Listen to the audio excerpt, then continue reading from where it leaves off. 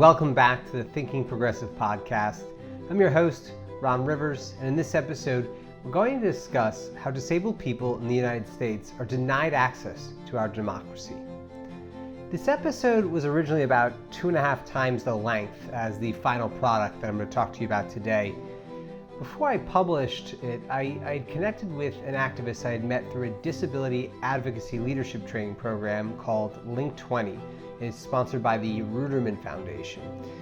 She works at the National Council for Independent Living, which is the longest running national cross-disability grassroots organization run by and for people with disabilities. I'm going to link their organization below.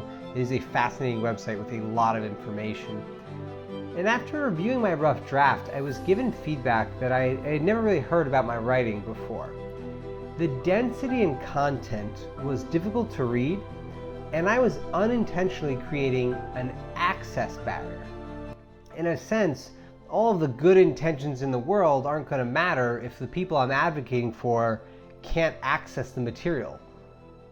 Given that this episode is an attempt to encourage you to support a more pluralistic democracy, that includes disabled people, it was really important for me to create a message that could be received by all parties. And like any activity, this podcast and the essays that they reflect are really an exercise in my own self-improvement. If we want to create change in the world, then we need to begin with ourselves, and that includes questioning our methods of thought and action. I can't guarantee that this version is going to be accessible to everyone, but I can say that I made a genuine effort to do so and will continue that in the future. The remainder of this episode will consist of my central argument highlighting the problems with democracy in its present form and the solutions we can implement, and how the suggested solutions would benefit all of us. At the conclusion of the argument, I'm going to take a podcast exclusive aside and just note and share some of my personal experiences that have drawn me to this topic, including sharing some information that I think may be relevant to you. Justice is intersectional. As non-disabled progressives, we would do well to remember that phrase. A transformative movement cannot happen without all stakeholders having access to the ability to participate. The democracy reforms that I'm going to suggest in this episode are low-hanging fruits that we can definitely achieve. Thank you, as always, for listening to the Thinking Progressive podcast. The ideal of American democracy is that everyone has a say in the direction of our future. But we know that's not true. People with disabilities don't have the same chances to be involved in political life as non-disabled people. If you think America would be better with a more inclusive democracy, reforming our elections is an essential first step. Now, disadvantages take many forms in the United States. Each one presents unique challenges for people wanting to get involved in community leadership.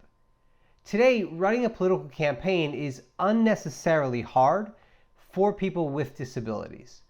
Almost everything about running for elected office was created with non-disabled individuals at the center of the process.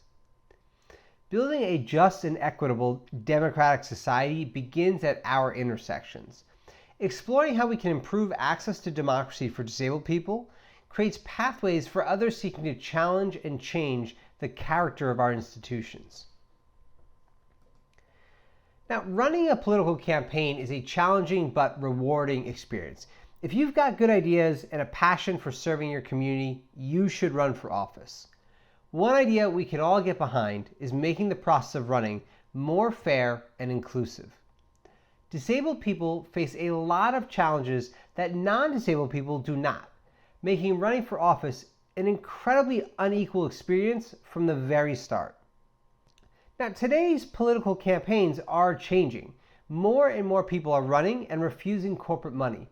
But until we can change campaign finance laws, fundraising is going to stay a big part of running for office.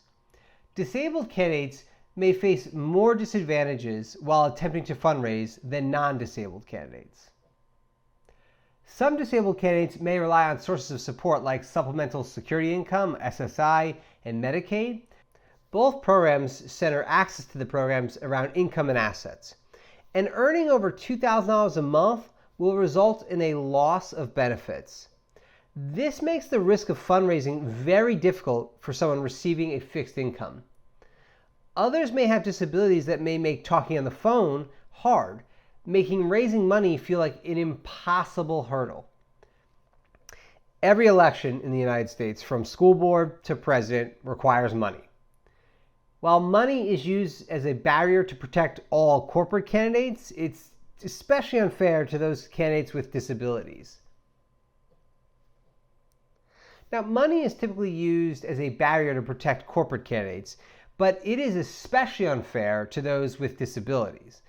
The intersectional justice solution is the public funding of elections. Door knocking, aka canvassing, is also a vital part of running for office. Knocking on doors is very hard for someone with vision or mobility issues. Some households are flat out impossible to access, and I'm speaking from experience as someone who's knocked on a lot of doors.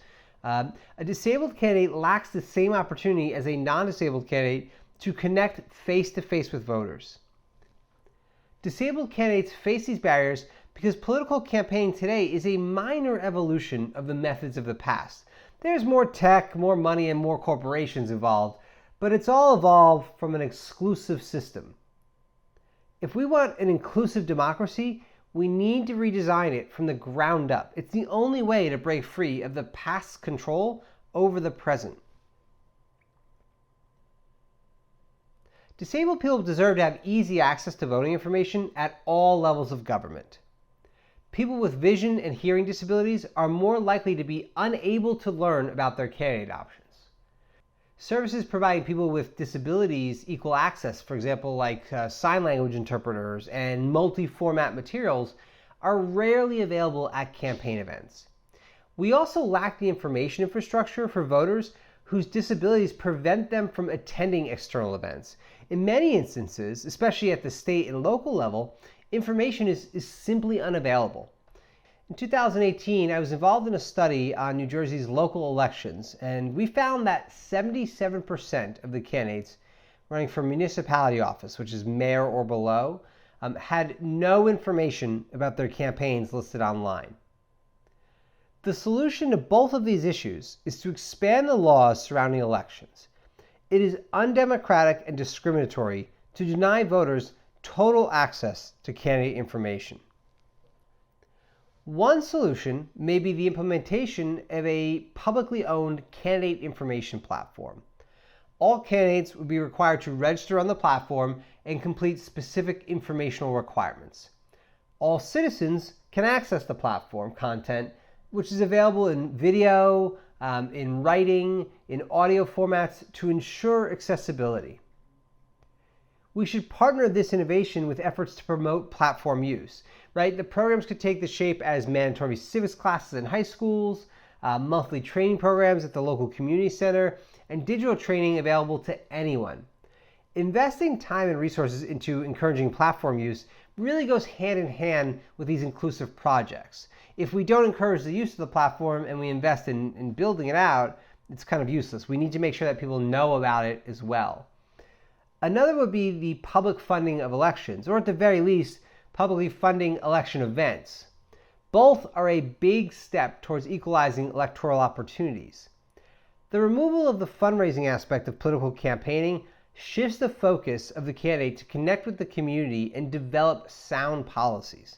It removes many of the existing barriers that give disabled candidates unequal opportunities to compete. Publicly funded elections may be far away for some states because we're asking those in power who benefit from the corporate control of democracy to relinquish their power.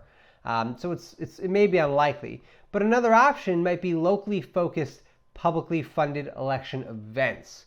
So imagine, for example, a mandatory town hall debate night for town council and mayoral races. These events could have sign language interpreters as well as multi-format media to take home.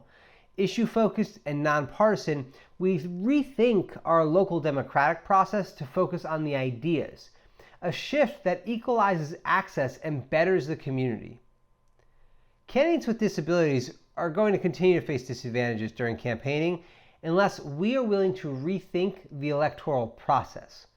This deepening of democracy will radically change the opportunities available to our community members with disabilities to be involved in the process.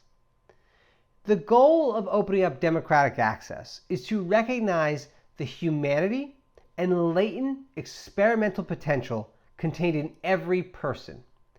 Empowering disabled people to participate rejects the discrimination imposed by inherited structures, and it reclaims our right to challenge and change the process. Nothing is stopping better elections except our collective willpower.